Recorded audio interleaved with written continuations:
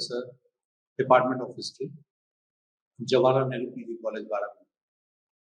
आप सभी का स्वागत है आज की इस लेक्चर में। आज हमारा जो विषय है वो आधुनिक भारत का इतिहास में, वो हम भारतीय राष्ट्रीय कांग्रेस से 1885 में इसका गठन हुआ था, यहाँ से अपनी परिचर्चा प्रारंभ करेंगे। ये एक महत्वपूर्ण घटना थी आधुनिक भारतीय इतिहास में, परंतु भारतीय राष्ट्रीय कांग्रेस की स्थापना के पीछे कौन से कारक थे, इसके पीछे क्या इतिहास था, पृष्ठभूमि कैसी थी, इस पर भी थोड़ा प्रकाश डालना जरूरी है। हम जानते हैं, जैसा कि हमने इससे पहले के लेक्चर में बताया भी था, कि जब 1857 का पहला स्वाधीनता संघर्ष हुआ तो दुनिया के इतिहास में इतना भयानक दमन पहले कभी नहीं हुआ। 1857 का जब प्रथम स्वाधीनता संघर्ष समाप्त हुआ तो उसके बाद ब्रिटिश हुकूमत ने भारतीय क्रांतिकारियों, प्रत्यक्ष अप्रत्यक्ष रूप से उसमें जिन्होंने पार्टिसिपेट किया था या जिन्होंने उनकी सहायता की थी, या उनके परिवार के लोग, या भारत के युवा जो किसी भी प्रकार से उसमें शामिल थे, सैकड़ों, हजारों, लाखों लोगों को फांसी की सजा दी गई। बहुत लोगों को तोप छुड़वा दिया गया, बहुत सारे लोगों को जेल में भेजा गया। ऐसा दमन संभवतः विश्व इतिहास में कहीं भी दिखाई नहीं पड़ता है। तो इस वातावरण में 1857-58 के बाद में जो युवा थे वो जेल भेजे गए, तो फांसी की सजा दी गई, जो वृद्ध थे उनको सजाएं दी गई। तो समाज में एक प्रकार से राजनीतिक शून्यता। अब भारतीय महिलाओं पर दोहरी जिम्मेदारियां पड़ गई थी। नंबर एक, कि कैसे अपना परिवार चलाया जाए, क्योंकि घर में कोई ऐसा मेल नहीं बचा था तो जो पारिवारिक जिम्मेदारियां लेता। दूसरा, कि किस प्रकार से इस क्रांति की ज्वाला को जलाए रखा जाए।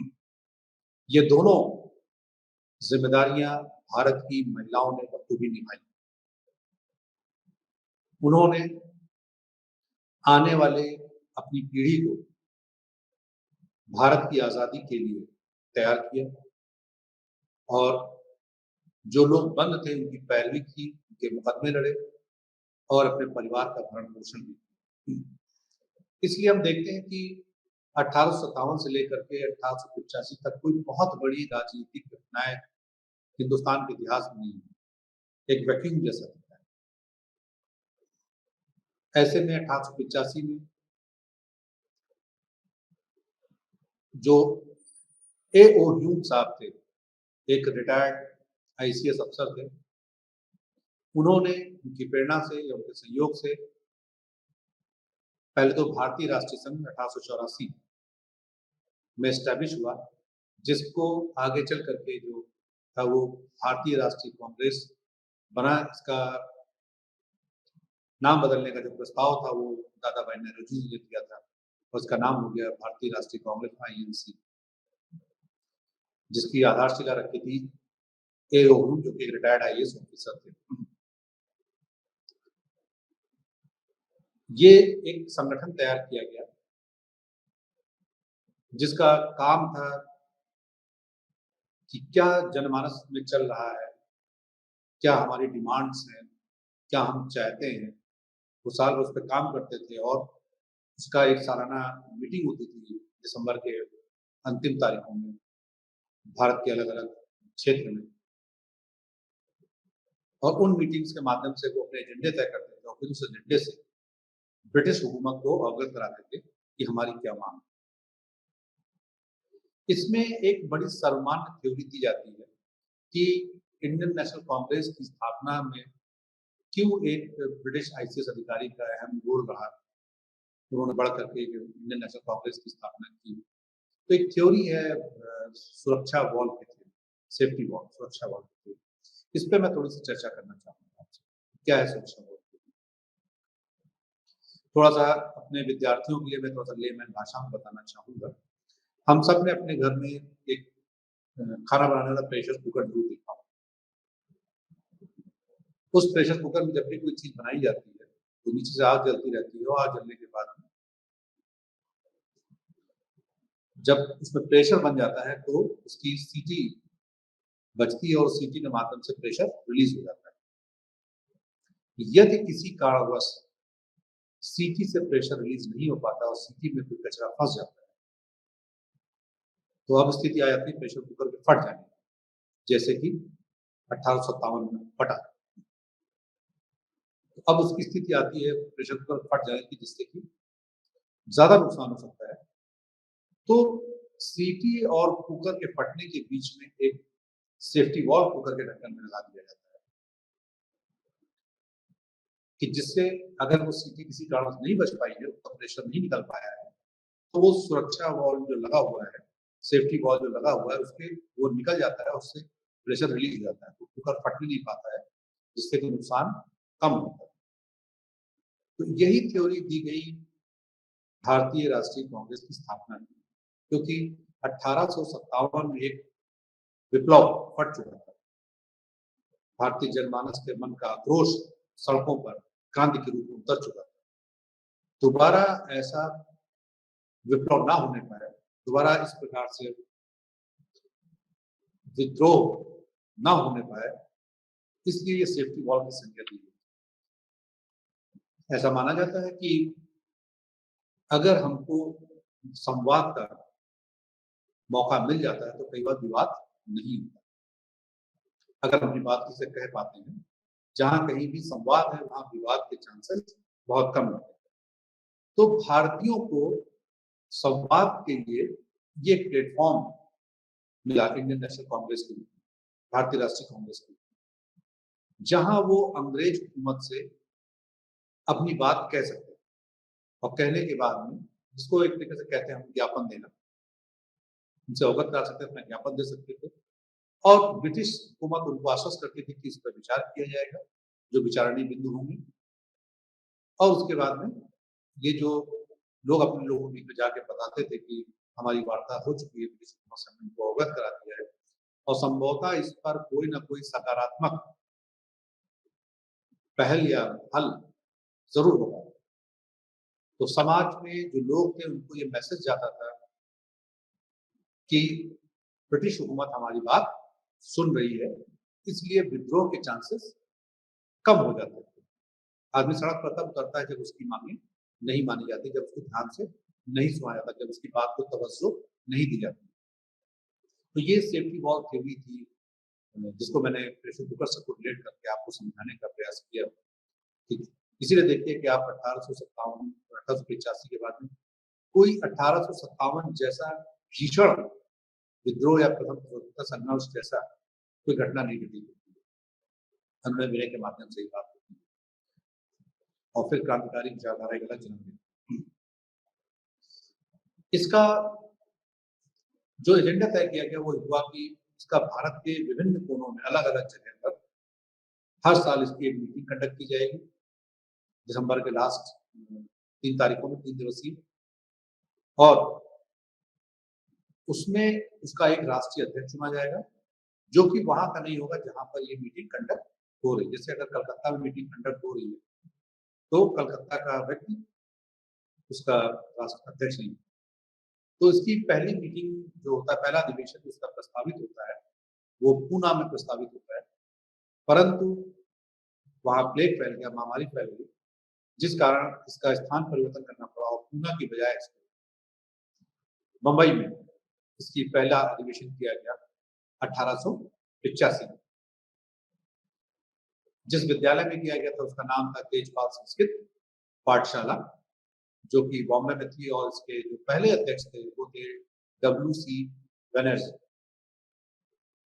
इसमें पहली बार में लगभग 72 लोगों ने शामिल हुए और इसकी मीटिंग कंडक्ट। अब कई बार हमारे प्रतियोगी परीक्षाओं में इससे संबंधित प्रश्न भी पूछे जाते हैं। तो इसी प्रकार से जब इसकी पहली मीटिंग कंडक्ट हुई बॉम्बे में, तो दूसरा जो अधिवेशन था, जो महत्वपूर्ण अधिवेशन भी था, वो 1886 में कलकत्ता में हुआ और जिसकी अध्यक्षता करी, जिसको हम grand old man of India भी कहते हैं, दादा भाई नेहरू जी। ये पारसी थे, इनके द्वारा कंडक्ट हुई। कई बार प्रश्न पूछा था कि पहले पारसी अध्यक्ष कौन थे। फिर तीसरा जो अधिवेशन हुआ, वो अधिवेशन हुआ मद्रास में 1887 में। लगातार आप देखिए, पहला बॉम्बे, दूसरा कलकत्ता, तीसरा मद्रास, एक ट्रायंगल जैसा बन रहा है, अलग अलग देश। एक भारत का पश्चिमी हिस्सा, एक भारत का पूर्वी हिस्सा, एक भारत का दक्षिणी हिस्सा। तीसरा जो हुआ वो मद्रास में हुआ और इसकी अध्यक्षता करी बदरुद्दीन तैयब जी। ये भारतवर्ष के पहले मुस्लिम राष्ट्रीय कांग्रेस के अध्यक्ष थे। और सदस्यता भी देखिए, पहले में जो सदस्यता, जो जितने लोगों ने पार्टिसिपेट किया, 72 लोगों ने पार्टिसिपेट किया। जब दूसरा हुआ तो लगभग 434 लोगों ने पार्टिसिपेट किया, जो कलकत्ता में हुआ बदरुद्दीन तैयब जी की अध्यक्षता में। तीसरा जो हुआ वो मद्रास में हुआ और जिसके जो अध्यक्ष थे वो बदरुद्दीन तैयब जी तीसरे के अध्यक्ष थे, दूसरे के दादा भाई नेहरू जी थे। इसमें लगभग 607 लोगों ने इसकी सदस्यता ली, सदस्य मीटिंग में शामिल हुए। और जो चौथा था वो जो आपका आधुनिक प्रयागराज, जिसको समय इलाहाबाद के नाम से जानते थे, चौथी कांग्रेस का मीटिंग, जो वार्षिक अधिवेशन था, वो प्रयागराज में हुआ और इसकी अध्यक्षता की थी जॉर्ज यूली, जो कि पहले ब्रिटिश भारतीय अध्यक्ष थे। तो आप इस प्रकार से देखिए इसका चरित्र कितना बड़ा था और उसमें कितनी फ्लेक्सिबिलिटी थी कि पहला जो थे रघु सिंह बनर्जी साहब थे, दूसरे पारसी थे दादा भाई नेहरू साहब थे, तीसरे मुस्लिम थे बदरुद्दीन तैयब जी थे, चौथे में जो हमारे ब्रिटिश ईसाई थे जॉर्ज यूल थे। तो विभिन्नता भी थी इसके संगठन में, जिससे कि सबको समाहित किया जा सके और सब तरफ भारत के हर कोने में इसकी मीटिंग कंडक्ट कराई जा रही थी। इसके पीछे उद्देश्य था कि भारत के प्रत्येक वर्ग को, प्रत्येक हिस्से को छुआ जा सके और भारत के हर तबके को इससे जोड़ा जा सके, जिससे कि ये संगठन जो है सही मायने में भारतीय राष्ट्रीय कांग्रेस हो जाए, कोई क्षेत्रीय राष्ट्रीय कांग्रेस ना रहे, हर वर्ग को इससे जोड़ा जाए। सही तरीका भी इसका ये था, अगर किसी संस्था को भारतीय राष्ट्रीय संस्था बनाना हो। अब अगर हम देखें कि इनकी एजेंडे क्या थे, जो राष्ट्रीय कांग्रेस का जो था वो एजेंडा क्या था, तो हम पाएंगे कि देशवासियों में, जो भारत के अलग अलग देश, क्योंकि हम पूरब में, पश्चिम में, बंगाली में, कन्नड़ में, हिंदी में, पंजाबी में, मराठी में बटेंगे, ऐसे में सबको एक धागे में पिरोना भी बहुत जरूरी है। देशवासियों में घनिष्ठता लाई जाए, उनमें आपस में मित्रता उत्पन्न की जाए, इसके लिए जरूरी था कि हर वर्ग, हर चरण के लोगों को आपस में जोड़ा जाए और बातचीत की जाए, संगठन मजबूत किया जा सके।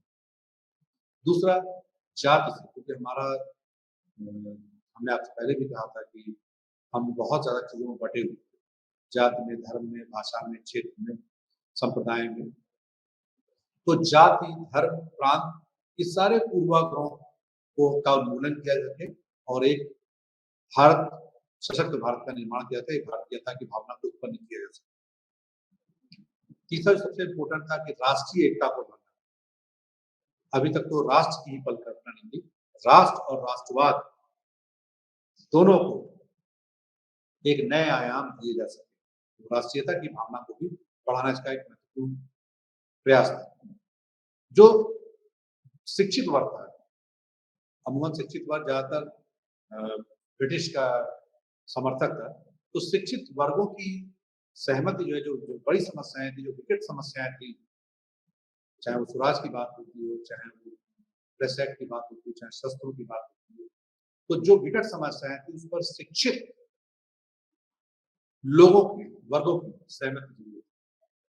और जो लोकहित की भावनाएं थी, जिससे लोक का कल्याण हो सके, उसमें भावी कार्यदिशा का निर्धारण भी बहुत ज़रूरी था। वो इसका एक प्रमुख उद्देश्य था। अब हम देखें कि 1885 में जब इसका गठन हुआ है भारतीय राष्ट्रीय कांग्रेस, तब से लेकर के 1905 जहाँ पर हमारा बंगाल का विभाजन होता है लॉर्ड कर्जन के टाइम, उसमें क्या-क्या उद्देश्य थे और क्या-क्या मांगे उन्होंने अपनी भारतीय राष्ट्रीय कांग्रेस ने रखी। तो उसको अगर अलग-अलग खंड में करके भी देखें तो हम बाँट भी सकते हैं कि उनकी राजनीतिक माँगे क्या थी, उनकी प्रशासनिक माँगे क्या थी, उनकी आर्थिक माँगे क्या थी, लेकिन एक समाहित वर्ग से मैं उसको बाँधने का प्रयास करूँ कि सबसे पहली चीज़ थी कि ब्रिटिशर्स को भारतीयों की समस्याओं से अवगत कराना। वो कौन कराएगा? हर व्यक्ति तो जाकर के अवगत कराएगा नहीं। उसके लिए एक अखिल भारतीय संगठन की आवश्यकता थी, जो कांग्रेस थी। तो वो भारतीयों की क्या समस्याएँ हैं, उससे अवगत कराना ब्रिटिशर्स को, ये ज़िम्मेदारी भी भारतीय राष्ट्रीय कांग्रेस की थी। जो विधान परिषदें थी, उसमें विधान परिषदों में भारतीय सदस्यों की संख्या बढ़े और उनकी कुछ हक अधिकार भी बढ़ाए जाएँ। उनके हक भी बढ़ाए जाएँ, उनके अधिकार भी बढ़ाए जाएँ, उनकी सदस्यता भी बढ़ाई जाए। इसको लेकर के भी वो माँगे इंडियन नेशनल कांग्रेस ने रखी। उस समय जो आईसीएस जिसको हम बोलते हैं भारतीय सिविल सेवा, इंडियन सिविल सर्विसेज, उसकी परीक्षाएँ इंग्लैंड में हुआ करती थी, लंदन में हुआ करती थी, तो भारतीय लोग उसमें सम्मिलित नहीं हो पाते थे। साधन संपन्न थे तो सम्मिलित हो जाया करते थे, लेकिन जो साधन संपन्न नहीं थे उनको सम्मिलित करने के लिए ये मांग रखी गई कि भाई आईसीएस की परीक्षा इंग्लैंड के साथ-साथ भारत में भी हो, जिससे कि भारतीय लोग भी इसमें शामिल हो सकें और भारत में अपना सिविल सेवा में अपना योगदान दे सकें। तब तक न्यायपालिका और कार्यपालिका दोनों एक थे। तो न्यायपालिका को कार्यपालिका से अलग करने की बात, इसकी मांग उन्होंने रखी कि न्यायपालिका को पृथक किया जाए और कार्यपालिका को पृथक किया जाए, जिससे कि काम सहजता के साथ, आसानी के साथ में हो सके। आज जैसी प्रेस को स्वतंत्रता नहीं थी, प्रेस को आज बहुत स्वतंत्रता है, बहुत आज़ादी है। उस समय प्रेस पर बहुत सारे प्रतिबंध थे। कुछ प्रतिबंध तो ऐसे थे कि जो न्यूज़ छपनी होती थी, उस न्यूज़ को पहले ब्रिटिश हुकूमत से पास करना होता था और जब वो पास हो जाती थी, उसके बाद ही वो न्यूज़ छप जाती थी। इससे कई बार वो न्यूज़ें नहीं बाहर आ पाती थी, वो सूचनाएँ बाहर नहीं आ पाती थी, जो ब्रिटिशर्स के खिलाफ हुआ करती थी। तो प्रेस पर से प्रतिबंध हटाए जाएँ, ये भी मांग भारतीय राष्ट्रीय कांग्रेस ने अपनी मांग रखी उनके साथ। शस्त्र अधिनियम था कि हथियार रखने को लेकर के भारतीयों पर काफ़ी पाबंदी थी, उसके एक्ट कड़े थे। तो कहा गया कि भाई शस्त्र अधिनियम भी हटाया जाए, जिससे कि भारतीय लोग भी अपना शस्त्र रख सकें। और मैंने आपको बताया भी था कि 1857 की जब क्रांति मैंने पढ़ाई थी, तो बताया भी था कि भारतीयों को सेना में कुछ पद नहीं मिल पाते थे, अच्छा वेतन नहीं मिल पाता था, उनके साथ गोविंद दर्जे का बर्ताव होता था। तो भारतीय राष्ट्रीय कांग्रेस ने ये मांग रखी ब्रिटिशर्स से कि भाई जो सेना में जो उच्च पद हैं, बड़े पद हैं, उस पर भारतीयों की भी जो है नियुक्ति की जाए, जिससे कि भारतीयों को भी समान अवसर मिले, उच्च पद पर रहते हुए भारतीयों की सेवा करें। इस प्रकार से अब हम देखते हैं कि अलग-अलग मांगे, अलग-अलग चीज़ें रखी गई और काफ़ी हद तक जो भारतीय राष्ट्रीय कांग्रेस का जो उद्देश्य था, वो दोनों तरफ से सफल हुआ। और इस निरंतरता के साथ में काम करते रहे। लेकिन जब भी कोई संगठन बनता है, तो उसमें विचारों की भिन्नता भी होती है।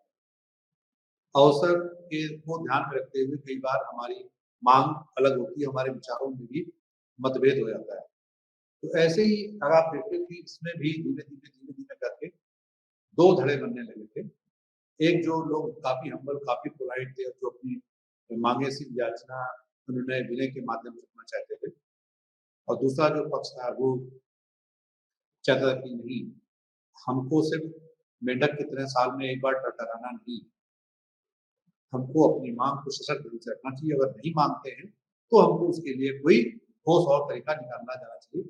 जैसा कि हम अभी जो अगला विषय हमारा है, उस पर हम चर्चा करेंगे। तब पाएँगे कि इन दलों के बीच में कितना डिफरेंशिएशन हो जाता है। 1905 में एक बड़ा विवादास्पद क्रांतिकारी और एक डिसीजन हुआ था जिसमें लॉर्ड कर्जन का नाम लेते ही बहुत सारे लोग समझ जाते हैं कि कौन सा विषय अब चर्चा होने में जा रहा है, क्योंकि वो उसके लिए ही जाना जाता था, बंगाल पार्टीशन, बंगाल का विभाजन। जब मैं बंगाल की बात करता हूँ तो कई बार हमारे विद्यार्थी हमसे कहते हैं कि इतना छोटा सा बंगाल है, उसका विभाजन सर कैसे हुआ? तो हम अपने आप को उस परिवेश में ले जाकर के सोचें जबकि हम ये बात कर रहे हैं 1905 की, तब बंगाल का मतलब सिर्फ आज का बंगाल नहीं है जिस पे ममता बनर्जी का शासन है। तब बंगाल का मतलब था एक प्रांत जिसमें उस समय का बांग्लादेश, जो आज बांग्लादेश है, वो भी बंगाल का पार्ट था।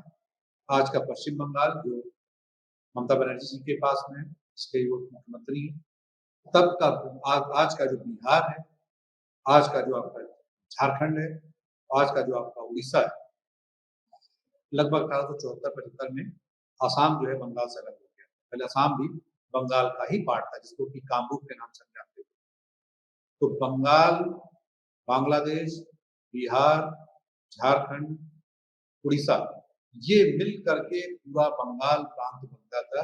और आपको जान के आश्चर्य होगा कि उस समय बंगाल की जो टोटल आबादी थी, वो भारतवर्ष की लगभग 1/4 आबादी।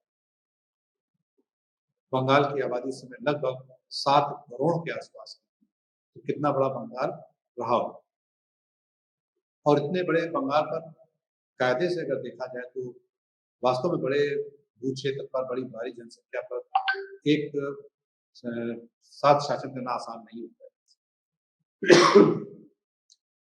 तो उसका जो विभाजन किया गया था, उसके पीछे कारण तो ये दिया गया कि बंगाल एक बहुत बड़ा प्रांत है, बंगाल की आबादी बहुत ज़्यादा है और इतनी बड़ी आबादी पर शासन करना, इतने बड़े भू क्षेत्र पर शासन करना आसान नहीं है, प्रशासनिक रूप से ये संभव नहीं है।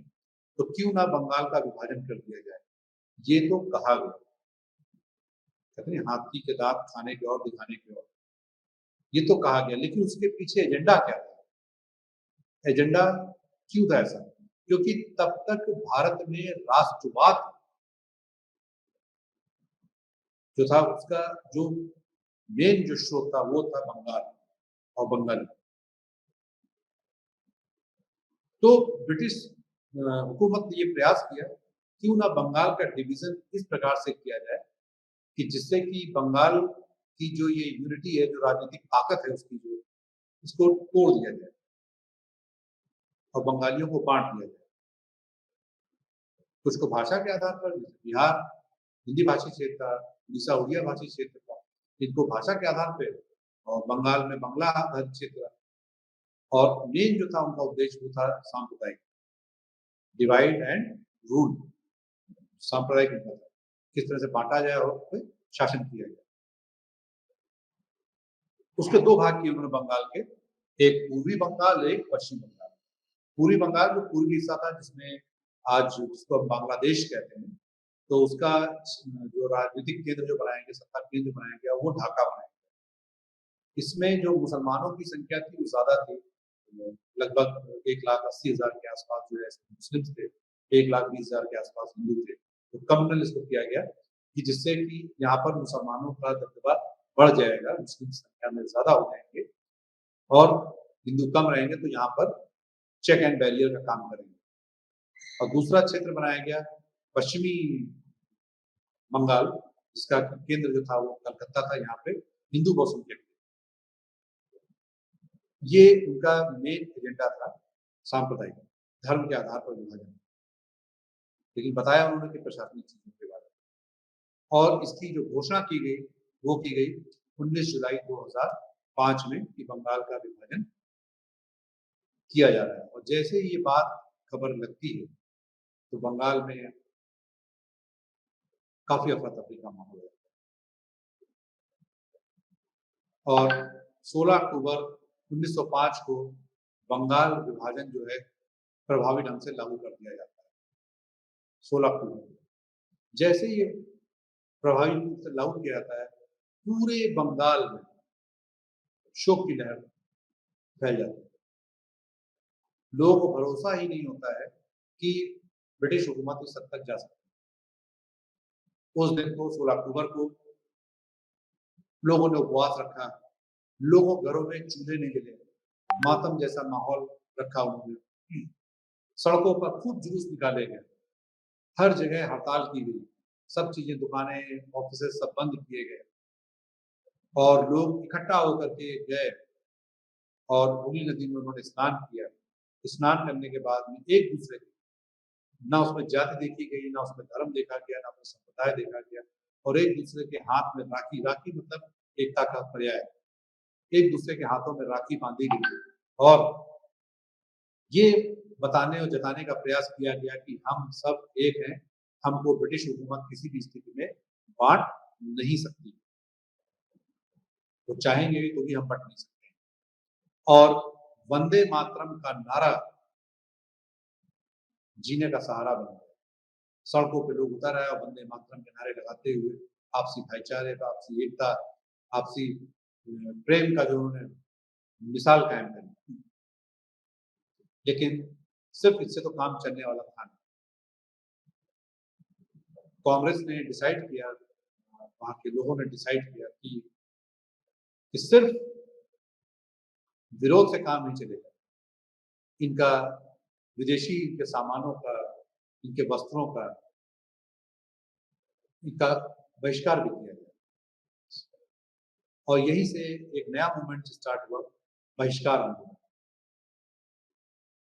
मैनचेस्टर के बने हुए कपड़े भारत में बड़े पॉपुलर थे, लिवरपूल का जो नमक था वो बड़ा यहाँ पे बिकता था, तो इन्होंने वहाँ के कपड़ों को, नमक को, उसका बहिष्कार किया है, यूज नहीं करेंगे।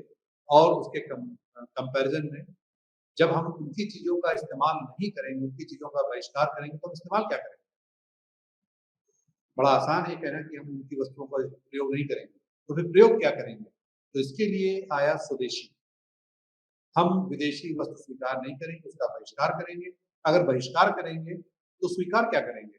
तब उसके मूवमेंट में एक पक्ष और जुड़ा, स्वदेशी, और ये बहुत ही सशक्त रूप से लागू हुआ। अब इसका इम्पैक्ट क्या पड़ता है, क्यों ऐसा किया गया? हम सब अभी भी देखते हैं, वर्तमान समय में भी देखिए कि जो अर्थतंत्र है, ये कई बार इतना मजबूत होता है कि राजतंत्र पर भी भारी पड़ जाता है। तो बड़ी-बड़ी जो कंपनियां थी, बड़े-बड़े जो घराने थे, बिजनेस घराने जो थे, उन्हीं का कारोबार यहाँ पे कॉमर्स एंड ट्रेड हिंदुस्तान में होता था।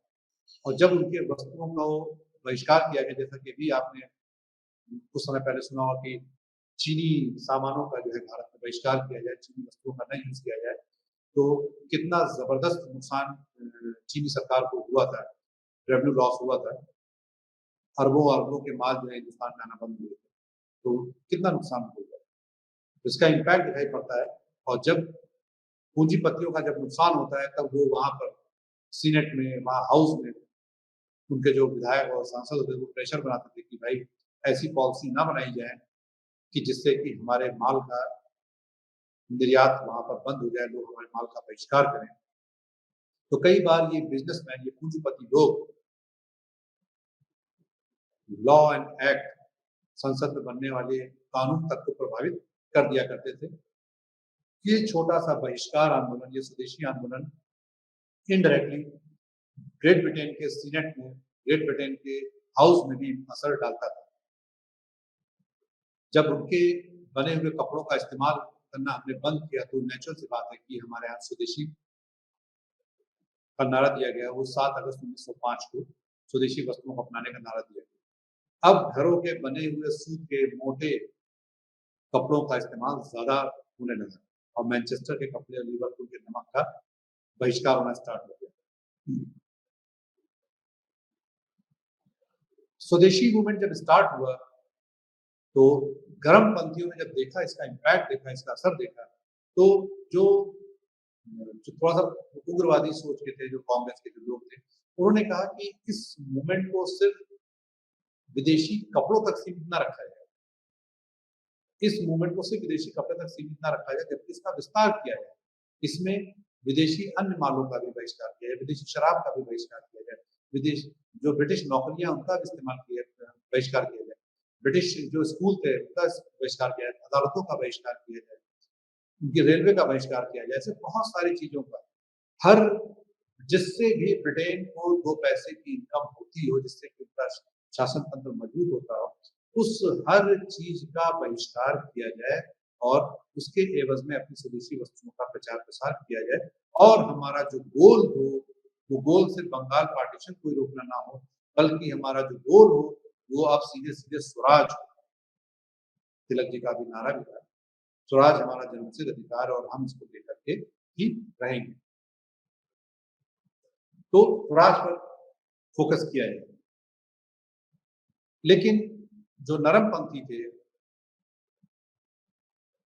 चाहे उसमें सुरेंद्रनाथ बनर्जी हों, चाहे उसमें गोपाल कृष्ण गोखले हों, चाहे दादा भाई नौरोजी जी, इन लोगों का मानना था कि नहीं, ये आंदोलन केवल बंगाल तक सीमित रखा जाए क्योंकि बंगाल का पार्टीशन हुआ है। उग्रवादी विचारधारा के लोग लाल, बाल, पाल, अरविंदो घोष, ये लोग चाहते थे कि नहीं, इसका अगर वास्तव में ब्रिटिश हुकूमत से छुटकारा पाना है, तो सिर्फ बंगाल ही नहीं, संपूर्ण भारत में इस आंदोलन का प्रचार-प्रसार करना चाहिए और पूरे भारत को इसमें शामिल करना चाहिए। यही वो समय है जब ब्रिटिश हुकूमत को चोट पहुँचाई जा सकती है और उसको गिराया जा सकता है। लेकिन नरमपंथी इससे सहमत नहीं। तो एक आइडिया का जो था वो डिफरेंशिएशन आ गया। इनकी चॉइस, उनकी चॉइस में अंतर आ गया और ये अंतर वी शेप में काम करना स्टार्ट कर देती है और दोनों का अंतर बाद में इतना बड़ा हो जाता है कि दोनों अलग हो जाते हैं, कि वो इससे सहमत नहीं होते हैं। उदारवादी सिर्फ बंगाल तक सीमित रहना चाहते थे, लेकिन धर्मपंथी जो थे पूरे देश में इसको फैलाना चाहते थे और पूरे देश में बहिष्कार लाना चाहते थे और उनका लक्ष्य था वो स्वराज था। इस प्रकार से हम जो 1906 में जो राष्ट्रीय कांग्रेस का जो अधिवेशन भी होता है, तो वहाँ पर दोनों पक्षों में जो नरम दल के थे, जो गरम दल के थे, जो बहिष्कार को पूरे भारत में लेना चाहते थे, इन लोगों में राष्ट्रीय अध्यक्ष को लेकर के काफ़ी बवाल हुआ और कहा कि भई नहीं, हमारी ये नीतियाँ होनी चाहिए। तो जब दादा भाई नौरोजी का नाम सुझा दिया जाता है, तो दादा भाई नौरोजी का सब बड़ा सम्मान करते थे। तो इसलिए कोई विरोध नहीं कर पाता। 1906 में ये विभाजन नहीं हो पाता नरमपंथियों, गरमपंथियों के बीच में और दादा भाई नौरोजी को सर्वमान्य कांग्रेस का राष्ट्रीय अध्यक्ष चुन लिया जाता है। इस प्रकार से कलकत्ता के अधिवेशन में और हमारी जो कांग्रेस थी वो टूटने से बच जाती है। इसी जो बंगाल विभाजन जो चल रहा था, इसमें बहुत सारी चीज़ें अगर आप देखें, तो शांति निकेतन के ही तर्ज पर बंगाल नेशनल कॉलेज की भी स्थापना हुई थी इसी समय पे, वो आज भी। एक टैगोर जी ने एक गाना लिखा था, कविता लिखी थी, अमार सुनार बांग्ला, जो वर्तमान में जो आप देखते होंगे वो बांग्लादेश का राष्ट्रीय गान है, अमार सुनार बांग्ला। वो भी इसी समय की रचना है। तो सांस्कृतिक स्तर पर भी, राजनीतिक स्तर पर भी और सांस्कृतिक स्तर पर भी काफ़ी कुछ स्वदेशी का निर्माण हुआ और राष्ट्रवाद की भावना काफ़ी चरम तक पहुँची। ये आंदोलन इतना ज़्यादा उग्र हो गया कि लोगों को कहीं न कहीं ये दिखने लगा कि हम आज़ादी भी पा सकते हैं, स्वतंत्र भी हो सकते हैं। लेकिन ऐसे में ही अंग्रेज अपनी कुटिल चालें चल रहे हैं। एक तरफ तो वो कांग्रेस में भी स्प्लिट पैदा कर रहे थे गरम दल और नरम दल के बीच में और इसी बीच में 1906 में उन्होंने भारतीय जो मुसलमान थे, बंगाल के जो मुसलमान थे, उनको भी कहा कि आपके हित तो अलग हैं। ज़्यादातर जो बंगाल में जो भूस्वामी थे, जो जमींदार थे, वो हिंदू थे और जो खेतिहर मज़दूर थे, जो मज़दूरी करते थे, जो गरीब किसान थे, वो ज़्यादातर मुसलमान थे। उनसे कहा कि आपके तो हित अलग हैं, आप इनके साथ क्यों शामिल हैं? और 1906 में उन्होंने ढाका के नवाब सलीमुल्लाह खां के माध्यम से और आगा खां के माध्यम से मुस्लिम लीग का गठन किया और मुस्लिम लीग काफ़ी हद तक बहिष्कार आंदोलन और स्वदेशी मूवमेंट से काफ़ी हद तक अपने आप को उन्होंने दूर रखा क्योंकि वो अब कहीं न कहीं ब्रिटिश हुकूमत की सरपरस्ती में आ गए थे। कि मुस्लिम्स को भी लगने लगा था कि 1857 की क्रांति के बाद में कि उनको जिस प्रकार से आइसोलेशन में रखा गया, जिस प्रकार से उनको मुख्य धारा से किनारे किया गया, उनको लगा कि मुसलमानों को, भारतीय मुस्लिम्स को लगा कि कहीं ना कहीं ब्रिटिश हुकूमत का संरक्षण या उनके खफापात जरूरी है, अदरवाइज पॉलिटिकल लॉस के साथ साथ में काफी लॉस हो जाए। मुस्लिम लीग का जो गठन किया गया उसके पीछे भी अंग्रेजों की मंशा डिवाइड एंड रूल की कि इस प्रकार से ये अलग हो जाए, और यही कारण था कि 1906-7 में बंगाल में भीषण दंगे भी, पूरा आंदोलन ही दिशाविहीन हो जाता है, क्योंकि 1906 में मुस्लिम लीग का गठन हुआ था, तो काफी हद तक मुस्लिम्स भी स्वदेशी आंदोलन से और बंगाल विभाजन आंदोलन से दूर हो जाते हैं। और 1906 के बाद में अगर आप देखें कि 1906 तक आते आते कांग्रेस में नरमपंथी और गरमपंथी इनमें भी वैचारिक मतभेदता इतनी ज्यादा हो जाती है कि अंततः 1907 में आप देखिए सूरत में स्प्लिट हो जाता है, तो वो लोग अलग हो जाते हैं। फिर 1906 के बाद में जब 7 आता है, तब तक की कांग्रेस के दोनों पंथों के विचारों में बहुत भिन्नता आ जाती है और दोनों एक दूसरे के साथ काम करने में अपने आप को असहज महसूस करते हैं। ऐसे में 1907 में सूरत में जो कांग्रेस का अधिवेशन होता है, वो अधिवेशन का उसमें करीब काफी बड़ी संख्या में लोग एकत्रित होते हैं।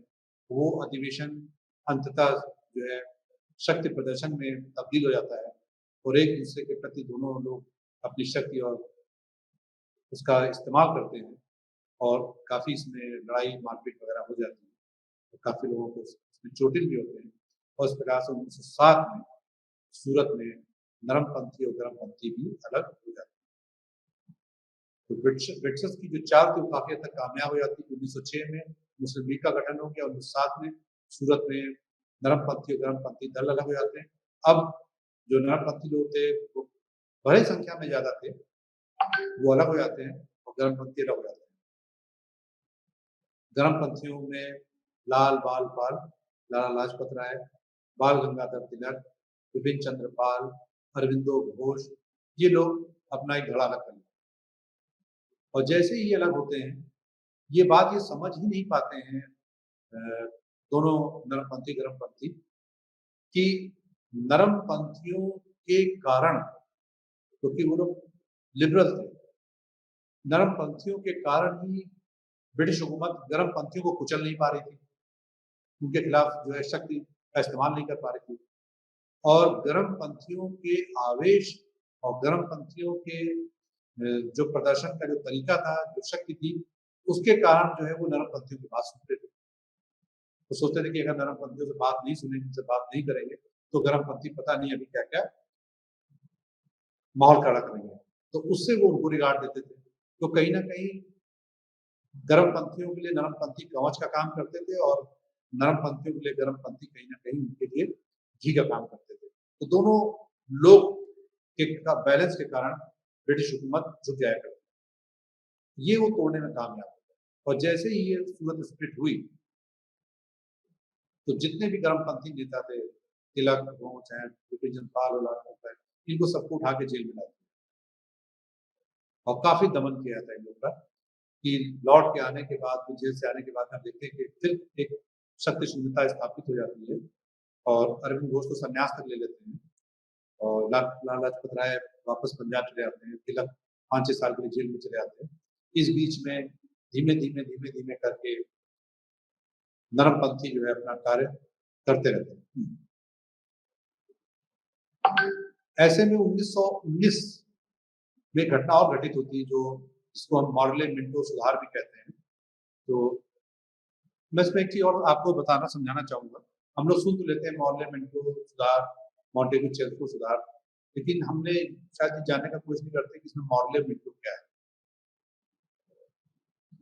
हमने बताया था कि 1858 में जो एक्ट आया था, उसमें एक इंग्लैंड में, ब्रिटेन में एक भारत सचिव नाम का एक पद बनाया गया था, जो कि भारत वहां रह करके भारत को संभालते थे। जो पहला नाम है मॉर्ले, वो भारतीय सचिव हुआ करता था, और मिंटो जो था वो भारत का वायसराय गवर्नर जनरल हुआ करता था। तो भारत सचिव का नाम पहले आता था, वो बड़ी पद पर था, उसके बाद मिंटो। तो ये जो सुधार होते थे भारत सचिव, ये ऐसे ही मॉन्टेग्यू चेल्फो सुधार, मॉन्टेग्यू जो थे वो ब्रिटेन में भारत सचिव थे और छोड़ देते तत्कालीन भारत की गवर्नमेंट जनरल। तो इसका एक जो पॉइंट था जिस पे मैं प्रकाश डालना चाहता हूँ उस पे कि इसमें मॉर्ले मिंटो सुधार के तहत मुसलमानों को पृथक निर्वाचन क्षेत्र दिया गया। ये कम्युनल था पूरा कि मुस्लिम लोग जहाँ मुस्लिम बहुत संख्या है वहां से अब मुस्लिम कैंडिडेट को टिकट मिलेगा और मुस्लिम लोग भी मुसलमान को वोट दे करके अपना चुन सकते हैं। तो इस प्रकार से इसको पूरा कम्युनल किया गया और आने समय में देखेंगे कि धीमे धीमे धीमे धीमे मुस्लिम्स ने इसको मांगा। 1907-1908 में 1906 में मुस्लिम लीग का गठन हुआ, 1909 में उनको अलग से पृथक निर्वाचन उनको दे दिया। कितनी जल्दी उनकी बात सुनेंगे क्योंकि अब उनके ऊपर ब्रिटिशर्स का कहीं ना कहीं संरक्षण था क्योंकि उनकी पॉलिसी थी एक को पास कर लो एक को दूर कर लो। तो जो पास आएगा वो हमारा हो जाएगा, दूर होगा वो। इस प्रकार से क्या ये दोनों धड़े अलग हो जाएंगे, डिवाइड एंड रूल पॉलिसी उनकी काम कर जाएगी। ऐसे में ही 1911 में दिल्ली दरबार लगाया गया और दिल्ली दरबार में दो महत्वपूर्ण घोषणाएं की। नंबर एक, जो बंगाल विभाजन था उसको रद्द किया गया और फिर से उसका पुनः यूनिफिकेशन कर दिया गया कि जो योजनाएं बताई गई थी 1905 में लॉर्ड कर्जन ने किया था, तो 1911 में उसको विड्रॉ कर दिया गया तो बंगाल पार्टीशन रद्द कर दिया। नंबर दो, क्योंकि अब तक ब्रिटिशर्स की समझ में ये बात बहुत अच्छे से आ गई थी कि जो राष्ट्रवाद है, जो क्रांति है, वो सब बंगाल से शुरू होती है, इसलिए कलकत्ता में राजधानी को बनाए रखना अनसेफ है।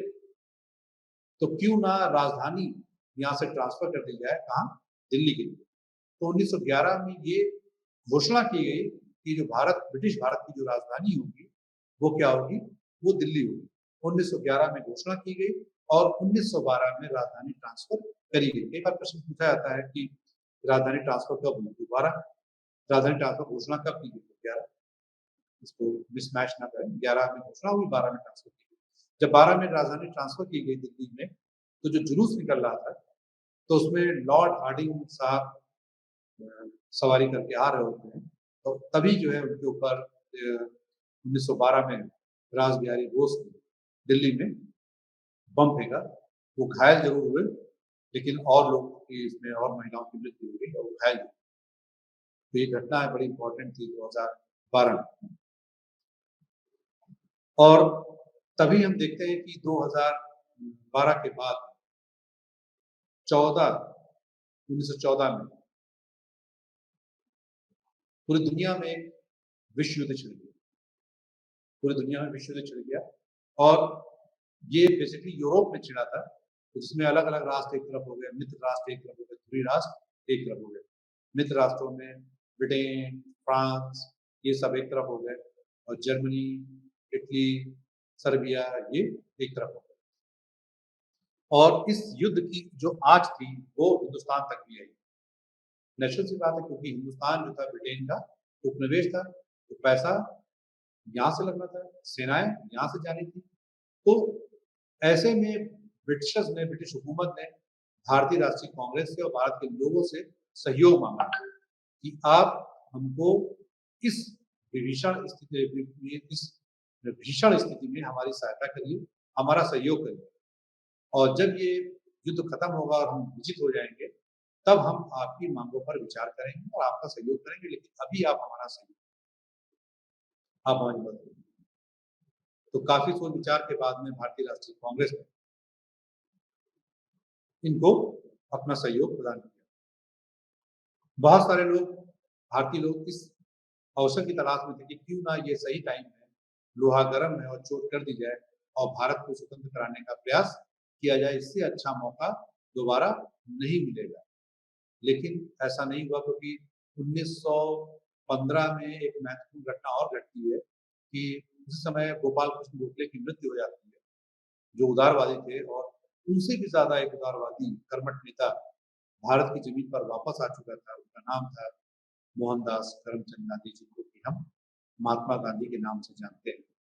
और महात्मा गांधी का नाम तब तक कि भारत के लोगों में अच्छी तरह से व्याप्त हो चुका था। लोग जानने लगे थे कि गांधी नाम की कोई ऐसी शख्सियत है जो अंग्रेजों के दांत खट्टे कर सकती, क्योंकि उन्होंने जो कुछ भी साउथ अफ्रीका में किया था वो भारतवर्ष के घर घर में लोगों तक बात पहुंच चुकी। और जब ऐसे में भारत में उनका आगमन हुआ 1915 में, तो वो सीधे राष्ट्रीय आंदोलन में नहीं कूद पड़े। पहले उन्होंने भारत का अध्ययन करना स्टार्ट किया। काफ़ी समय हो गया था गांधी जी को बाहर रहते हुए। बैरिस्ट्री उन्होंने लंदन में की थी, फिर जब लौट के आए तो उसके बाद में साउथ अफ्रीका चले गए, एक मुकदमे के चक्कर में, फिर वहीं होकर के रह गए।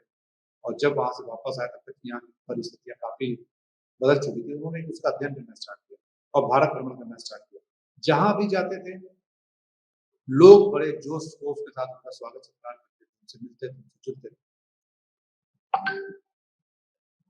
इस प्रकार से काफ़ी हद तक जो है ब्रिटिश भारत के लोगों में वो पॉपुलर हो चुके थे, गांधी जी। और यहीं से धीमे-धीमे रिमोट भी उनके हाथ में आना स्टार्ट हो जाता है। जब भारत में आते हैं तो छोटे-छोटे 2-3 आंदोलन वो जनता के आह्वान पर करते हैं। एक शुक्ला जी थे, उनके पीछे भी पड़े हुए थे, लगे हुए थे, कह रहे हैं कि गांधी जी एक बार आप जो है चंपारण आइए, देखिए चंपारण में किसानों की स्थिति क्या है। चंपारण बिहार में एक महत्वपूर्ण जगह है, तो कह रहे हैं वहाँ आइए और देखिए आकर के। उस समय नील की खेती होती थी, नील जिससे कि कपड़े डाई किए जाते थे, नील की खेती होती थी। लेकिन जर्मनी ने जो है रासायनिक रंग बनाने का इजाद कर लिया था, तो काफ़ी हद तक बहुत धीमे-धीमे वो नील का कारोबार भी जो है ठप होने लगा था। रासायनिक रंग सस्ते भी पड़ते थे और आसानी से बना लिया जाते थे।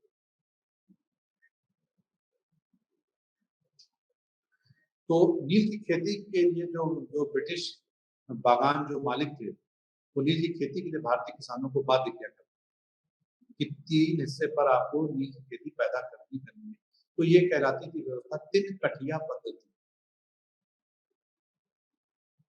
तो शुक्ला जी के आह्वान पर गांधी जी चंपारण जाते हैं और देखते हैं और फिर वहाँ के किसानों को आंदोलित करते हैं और उनके आंदोलन को सपोर्ट भी करते हैं। एक समय तो आया कि अंग्रेजों ने सोचा कि लाओ गांधी जी को कुचल दें और उनको अरेस्ट कर दें, लेकिन लोगों को, ब्रिटिश हुकूमत को लगा कि अगर ऐसा किया जाता है तो ये रातों रात हीरो बन जाएंगे। और इतनी छोटी सी चीज के लिए एक बड़ी चीज को मॉनेस्टर को क्यों खड़ा किया, तो उन्होंने गांधी जी की मांग को मान लिया, कहा ठीक है, और ये उनकी विजय होती है वहाँ पर। अब वो किसानों के वहाँ पे हीरो बन जाते हैं और उनको लगता है कि ये नया तरीका था, क्योंकि ब्रिटिशर्स की धमकी के बावजूद भी गांधी जी नहीं माने और गए और बड़े अनुनय निवेदन के साथ में उन्होंने उस आंदोलन को नेतृत्व प्रदान किया। हिंदुस्तान के लिए नई बात थी। तिलक जी जितने नरपंथी थे, जितने गर्मपंथी थे, उनको लगा कि ये क्या कर रहे हैं, क्या ऐसे भी कोई आंदोलन किया जा सकता है और सफल हुआ जा सकता है। गांधी जी सफल हुए। उसके बाद में अहमदाबाद में मिल मजदूरों का जो मजदूरी बढ़ाने को लेकर के आंदोलन हुआ था। हालांकि मिल मालिक जो थे गांधी जी के बड़े अच्छे मित्र थे, लेकिन जब वहां गए तो उन्होंने मजदूरों के हक की बात करी और मिल मालिक इसके लिए सहमत हो गए और मजदूरों की मजदूरी में वृद्धि कर दी गई। इस प्रकार से ये दूसरा उनका सक्सेसफुल आंदोलन रहा अहमदाबाद का। फिर तीसरा था खेड़ा। खेड़ा में टैक्स को लेकर के वहां पे आंदोलन चला, किसानों को जो लगान जो था वो माफ नहीं हो रहा था, बढ़ा हुआ था। तो वहां पे भी गांधी जी ने सरदार वल्लभ भाई पटेल के साथ मिल करके खेड़ा में, वही खेड़ा की महिलाओं ने बुलाया इनको और ये लोग वहां गए और फिर आंदोलन हुआ और खेड़ा के आंदोलन में भी गांधी जी को सफलता मिलती है। और इस प्रकार से जो तीनों आंदोलन थे उनके, चाहे चंपारण, चाहे अहमदाबाद मिल मजदूर, चाहे वो खेड़ा, तीनों कामयाब होते हैं। और गांधी जी 100% टैक्स रिबेट नहीं मिलता, 25% ही टैक्स रिबेट मिलता है। तो लोग कहते हैं कि नहीं गांधी जी इस पर सहमत ना होना चाहिए, लेकिन गांधी जी कहते नहीं, इस पर ही सहमति मान ली जाती है। तो लोग कहते हैं कि नहीं थोड़ा सा और आंदोलन करके ज्यादा हो जाए, तो गांधी जी कहते हैं कि नहीं, इनका बंदोबस्त होना बहुत, ये छोटी सी जीत ही हमारे लिए बहुत बड़ी जीत का अमृत बनेगी। उसके लिए हमारे लिए ये संजीवनी बूटी का काम करे। और हार तो हार ही है, चाहे वो 5 पैसे की हो, चाहे 5 साल की। इस प्रकार से ये तीनों आंदोलन के माध्यम से गांधी जी भारत में एक सर्वमान्य फिगर बन जाते हैं। इसी बीच में आप देखिए 1916 में एक महत्वपूर्ण घटना फिर घटती है गांधी जी के आने के बाद। 15 में गांधी जी आए, 15 में गोखले की मृत्यु हुई। 16 में लखनऊ में जो कांग्रेस का अधिवेशन हुआ, तो जो 1905-6 में घटनाएं घटी, 1905 में सूरत में स्प्लिट हुआ, 1906 में मुस्लिम लीग का गठन हुआ, तीनों अलग अलग हो गए, नरमपंथी अलग, गरमपंथी अलग और मुस्लिम लीग अलग। तो 1916 में लखनऊ में ये तीनों धड़े, नरमपंथी, गरमपंथी और मुस्लिम लीग, फिर एक प्लेटफॉर्म पर एक साथ आते, इसको लखनऊ पैक्ट के नाम से भी जाना जाता है। ये कहीं ना कहीं ब्रिटिश हुकूमत के मन में और बेचैनी पैदा करने वाली घटना थी। अब वो एक प्लेटफॉर्म पे आ जाता है। इधर वर्ल्ड वॉर चल ही रहा होता है 1914 से लेकर के 1919 के बीच, और इस वर्ल्ड वॉर में कांग्रेस जो है वो ब्रिटिश हुकूमत को सहयोग, जो वो सहयोग की अपील उसको मान लेती है, उनको सहयोग करती रहती है, लगातार करती रहती है। लेकिन 1919 में अचानक एक घटना और घटती है, एक रोलेट एक्ट, मिस्टर रोलेट के नेतृत्व में एक रोलेट एक्ट बनाया जाता है। और रोलेट एक्ट की खास बात ये थी कि बिना किसी सुनवाई के, बिना किसी वारंट के, कभी भी किसी को भी पुलिस जो है उठा सकती थी, कहीं से अरेस्ट कर सकती, बिना किसी अरेस्ट के, बिना कोई कारण बताए। तो ऐसा जब एक्ट आता है तो एक प्रकार से ये कुठाराघात था भारतीय की स्वतंत्रता पर, कुठाराघात था। और जो जिस कानून की ये दुहाई दिया करता उस कानून के खिलाफ था, ये ब्लैक कानून था, काला कानून था, तो इसका विरोध किया जाता है। और ऐसे में डॉक्टर सतपाल और डॉक्टर किचलू को अरेस्ट कर लिया जाता है इसी एक्ट के तहत। जब इन लोग को अरेस्ट किया जाता है तो इसकी अगेंस्ट में जो लोग हैं वो अमृतसर में जलियांवाला बाग एक जगह है, अमृतसर में गोल्डन टेम्पल के बिल्कुल पास नहीं है, जलियांवाला बाग है, बैसाखी का दिन होता है, संभवतः 13 अप्रैल 1919 को वहाँ पर एक मीटिंग का आयोजन किया था, शांतिपूर्ण मीटिंग थी, उसमें बच्चे भी थे, महिलाएं भी थी, बुजुर्ग भी थे और सभी लोग थे वहाँ पे बैसाखी के दिन आकर के एकत्रित हुए थे और उसी पे मीटिंग स्टार्ट हुई थी। तो जो लेफ्टिनेंट गवर्नर जनरल होता है, जनरल डायर, वो बख्तरबंद गाड़ियों के साथ में, हथियारबंद लोगों के साथ में वहाँ पहुँचता है और बिना किसी सूचना के, बिना किसी वार्निंग के, बिना किसी चेतावनी के वो वहाँ पर भीषण रूप से गोली चलाने का ऑर्डर देता है और अपना संहार होता है। ये भी पूरी दुनिया में बहुत ही नृशंस हत्याकांड था ये, और इसमें बहुत सारे लोग मारे जाते हैं, करीब 1000-1100 के आसपास, महिलाएं, बच्चे, बुजुर्ग मारे जाते हैं, बहुत सारे लोग जान बचाने के लिए कुएं में कूद जाते हैं और उसमें डूब करके उनकी मृत्यु हो जाती है। शायद ही कोई दीवार ऐसी हो, तो मैंने व्यक्तिगत रूप से खुद देखा भी है वहाँ पे, कि शायद ही कोई दीवार ऐसी हो जिसपे कि बुलेट्स के निशान, गोलियों के निशान ना हो, तो वो एक बड़ी दर्दनाक घटना घटती है और उसी के बाद में मार्शल लॉ लगा दिया जाता है जलियांवाला बाग हत्याकांड के बाद। इससे पूरा भारतवर्ष शोक में चला जाता है कि ये बहुत ही एक दर्दनाक घटना घटती है। और उसी समय 1919 में आपका second world war, first world war समाप्त हो जाता है। जब वर्ल्ड वॉर खत्म होता है तब जो भारतीय राष्ट्रीय कांग्रेस है वो अपनी मांगे ब्रिटिशर्स के सामने रखती है, और जब वो अपनी मांग उनके सामने रखते हैं कि हमने आपका 1914 से लेकर के 1919 के बीच में आपका सहयोग किया है, आपका सपोर्ट किया है, अब समय आ गया है कि आप हमारी मांगे माने और हमारा सहयोग करें। तो बजाय सपोर्ट करने के, चूंकि तुर्की इस युद्ध में जर्मनी के साथ में था और जब जर्मनी की पराजय हुई तो वो तुर्की की भी पराजय थी, तुर्की भी पराजित हुआ और तुर्की की पराजय के साथ ही वहाँ तुर्की में ब्रिटिश एम्पायर को स्टैब्लिश कर दिया जाता है और वहाँ के खलीफा को पदच्युत कर दिया जाता है, उसको हटा दिया जाता है। तो चूंकि तुर्की में जो खलीफा होता है वो पूरे मुस्लिम जगत का सर्वमान्य खलीफा होता है और पूरा मुस्लिम जगत उसकी अर्चना करता था, उनकी श्रद्धा करता था। जब उनको पदच्युत किया था, अरेस्ट किया जाता है, तो पूरे दुनिया के मुस्लिम जो है इसके खिलाफ हो जाते हैं और भारतवर्ष में भी एक मूवमेंट स्टार्ट होता है इसी के अगेंस्ट में, इसी खिलाफत में, जो कि खिलाफत मूवमेंट कहलाता है। जब खिलाफत मूवमेंट हिंदुस्तान में स्टार्ट हुआ अली बंधुओं के माध्यम से, तो गांधी जी ने इस खिलाफत मूवमेंट को अपना सहयोग, अपना संरक्षण प्रदान किया, क्योंकि इससे अच्छा मौका नहीं मिल सकता था कि जो अभी तक की मुस्लिम लीग के गठन के बाद से जो डिवाइड एंड रूल की जो पॉलिसी ब्रिटिशर्स ने इजाद की थी, तैयार की थी, और जो सांप्रदायिक माहौल जो हिंदुस्तान में बनाया था, और मुस्लिम लीग को भी हवा दी जा रही है कि जिससे मुस्लिम्स की सोच अलग हो, भारतीयों की सोच अलग हो, और ये आपस में क्लैश करें। तो गांधी जी को लगता है कि ये अच्छा एक मौका है कि जब हम इस खाई को पाट सकते हैं। तो गांधी जी ने खिलाफत मूवमेंट का झंडा बुलंद किया और पूरी तरीके से खिलाफत मूवमेंट के साथ हो गए, और इस मूवमेंट को लेकर के पूरे भारतवर्ष में मुसलमानों के साथ साथ में भारतीयों को भी जोड़ने का प्रयास उन्होंने किया, और इस प्रकार से पूरे भारतवर्ष के मुस्लिम्स और हिंदू तुर्की के खलीफा के समर्थन में सड़कों पर उतरे, और खिलाफत मूवमेंट बहुत जोरों से हिंदुस्तान के अंदर चल रही। तो ये सहयोग उन्होंने खिलाफत मूवमेंट को गांधी जी ने अपना प्रदान किया।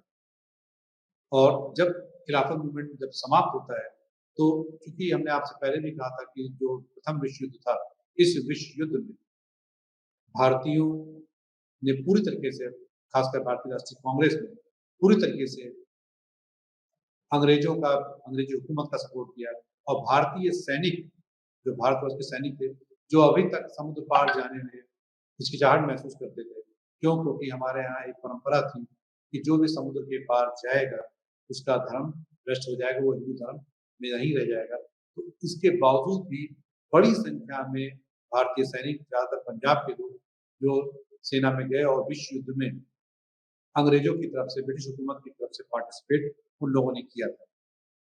पूरी तरीके से सहयोग किया, पैसे से भी सहयोग किया, आर्थिक रूप से भी भारतीयों ने काफी सहयोग किया, और इस बीच में कोई बड़े आंदोलन ऐसे नहीं चलाए गए जिससे कि ब्रिटिश हुकूमत का दिमाग या दिशा उनकी डाइवर्ट हो पाती।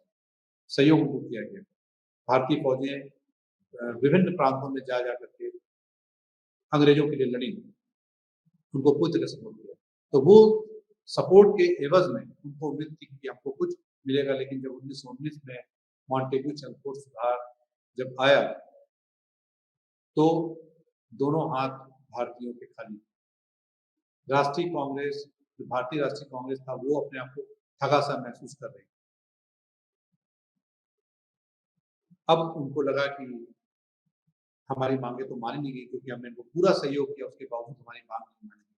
और उसी के बाद हम देखेंगे, अगले लेक्चर में हम इससे चर्चा करेंगे कि किस प्रकार से भारत में अब अभी तक सहयोग की बात की जा रही थी, और जो अगला मूवमेंट आएगा, गांधी जी यहाँ से अपने आप को अपने हाथ में भारत की राजनीति की धुरी को कैच करते हैं, और यहीं से फिर असहयोग आंदोलन का सूत्रपात।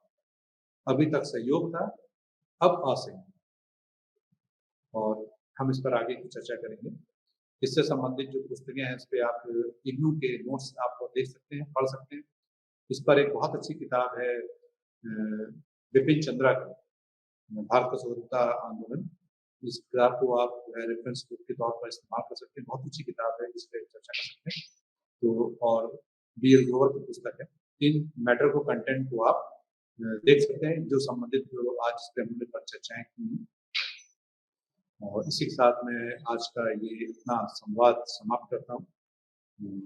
अगले में फिर हम लोग गांधी एरा की बात करेंगे, गांधी के आंदोलनों की बात करेंगे, और क्रांतिकारी जो उदय होता है उसकी हम चर्चा करेंगे। नमस्कार।